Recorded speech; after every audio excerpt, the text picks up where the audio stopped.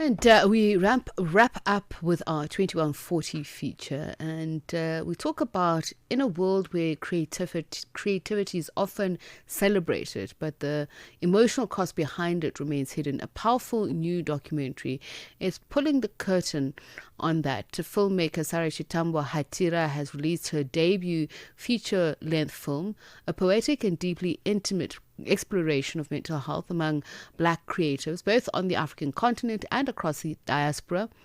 Through personal stories, unspoken struggles, and long-standing cultural myths, the film confronts the stigma surrounding mental well-being in black creative communities, while also shining a spotlight on healing, resilience, and the solutions emerging from within these spaces. So let's welcome Sara Chitambo-Hatira. A very good evening to you, and congratulations.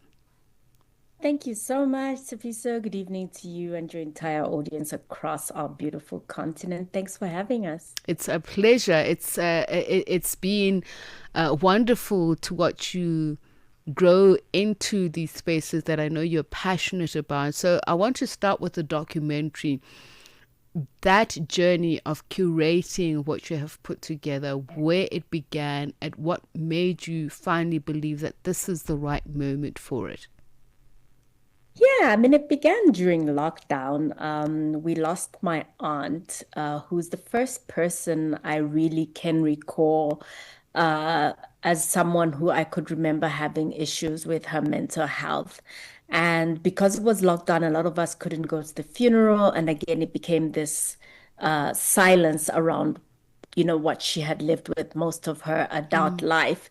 And I started researching and found it very cathartic and during that grieving process to be able to start to talk about it in the medium of film. So that's where the idea really sprouted from. And when I started really speaking to other people, I started to see that it's in a lot of my extended networks that people themselves were struggling with these issues, but also in their families around the secrecy we have around not naming anything that's to do with mental health struggles. So that's really the genesis and where it began. And it's actually also interesting, Sarah, how we as black African communities have such creative ways of referring to or even characterizing mental health challenges. Yeah, yeah. I think what came out when I started speaking to people is, when you do present with any symptoms that may be depression, that may be bipolar, that may be other things that are undiagnosed because we actually don't know, people will want to pray for you. People will want you to go to Uktwasa so that you can, appease the ancestors, that maybe that's what it could be. You might be bewitched, Mm-hmm. so it's never actually A medical what it condition, is. a hormonal No. imbalance, or, you know, and then how did that influence how you dealt with this documentary? Because you've gone the non-traditional way, you've used poetry and a Mm, mm. non-traditional structure. Exactly. Yeah, I think I wanted to make it accessible. I wanted to make it, it's such a heavy topic to begin with. So how do we make it so that people are able to follow the narrative in a way that is a little bit more easier to absorb, right? So poetry is definitely one of the sort of motifs we used. We used a lot of music. It's a heavy soundtrack that's involved in the film, and we also have comedic skits by Ebenezer Dibagwane, who's a very well-known comedian. Unfortunately, he also succumbed to his mental health problems just earlier this year. So we try to use comedy, poetry, and music to try to not necessarily lighten the film, but to make the content more So, easier to so, absorb so that's for people. interesting, Sarah, because that's what I was going to ask you next. That doing that, won't you be seen as making light of something that is obviously very difficult, and the subjects that you're dealing with? There's probably deep Mm, trauma behind the people who are talking about it. yeah. So how do you Yeah. strike that balance?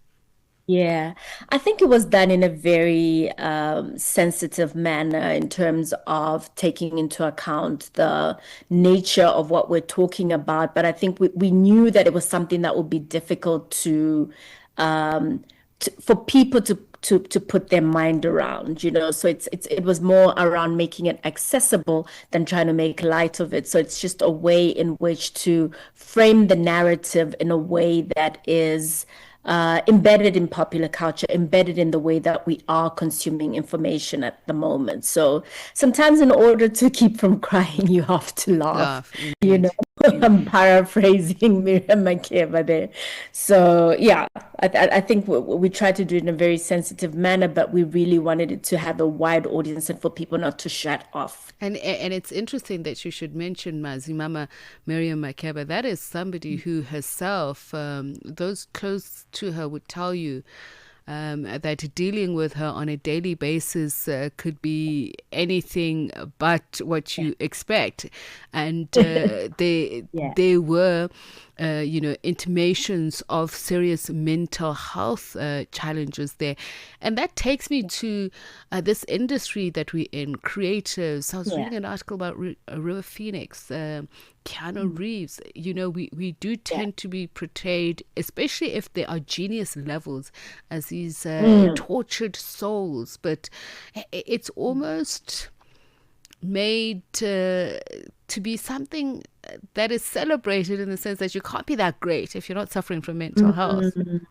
Like a tortured soul in order Yes. to be creative or in order to, you know, create certain bodies of work. I think it's something, there's a sensitivity to people who are creative, I think. It might be almost innate to a lot of creatives that they are very cerebral. They do take in a lot of information, and that could be Mm. ways in which that you could, you know, start having issues. But I think in our industry, it's something that's starting to be taken into consideration in terms of our creative pursuits. I know that the Black filmmakers, the Black Producers Collective, have something called Mind Matters now, which they are actually talking and workshopping with different creatives in the film and television industry in terms of just creating a lifeline for people who may be struggling, you know, because I think even just in terms of the nature of the way the work is, it's seasonal. Not everyone always has the opportunities on a year-long basis. So that can Mm. also influence your mental health in terms of not having an income, not earning, not, you know what I mean? So I think this is something that's really important for us to be aware of in the creative industry. And I think there are ways in which help is starting to come forth And now. that's what you reflect in the documentary, isn't it? It's not just about Yeah. dealing with stigma, but you also talk about the solutions that are scalable at community level within the sector. Tell us a Yeah. little bit more about what comes out of it. Yeah, I think there's different ways in which we explore ways that people can get help. It's not going to be traditional ways. Not everyone is going to go see a therapist. People might want to go see an elder at a church. They might want to go see rather a traditional healer or a sangoma. You know, so there's different ways in which people brought their own healing and are finding their own sort of solutions around it. We didn't want to be prescriptive in terms of following the Western, you know, go to see a therapist, get put on medication, etc., because that doesn't work for everybody. So there's different ways that came out for different people, and some people was just the fact of creating, the fact of naming, the fact of releasing was a cathartic and a road to transcendence and a road to, you know, move on to the other side of being able to heal and move forward. And just to end off, I know you as a proud Africanist, just in creating this work and wanting it to be Mm. accessible, and I'm sure it's because we mentioned that it's within the diaspora. There's that Yeah. challenge of then appealing to everybody while showing what is Mm. quintessentially an African way of dealing with this matter Mm. while having to deal with Western donors. Is that a challenge Mm. that you encountered, or that maybe creatives do have to deal Yeah. with themselves? Absolutely. I think there's different ways in which we have to reconcile and negotiate our Africanness.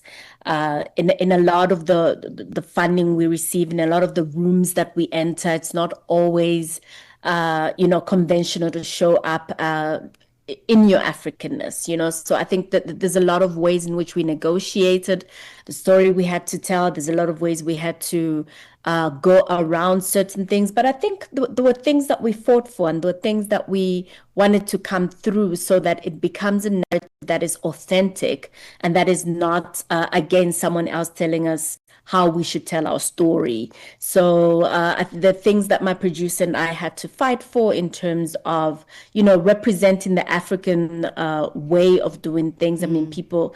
we have a psychologist who's also a sangoma, so she represents the African way of coming up with solutions, but also has the theoretical psychological training to back up what she's doing, So we really wanted to do that in a way of showcasing that it's not a one size fits all solution. All And I right. think it was really important for us to do that. Sarah, thank you so much for speaking to us. Much, much appreciated. Sara Chitambo-Hatira, filmmaker, speaking to us about this film. So go to the Atlas Studios in Milk Park. It'll be screened there 30th November 2025 from 2:30 p.m. Brings us to the end of Africa World Hour this, am I right saying Thursday? I keep saying it's a Thursday and it's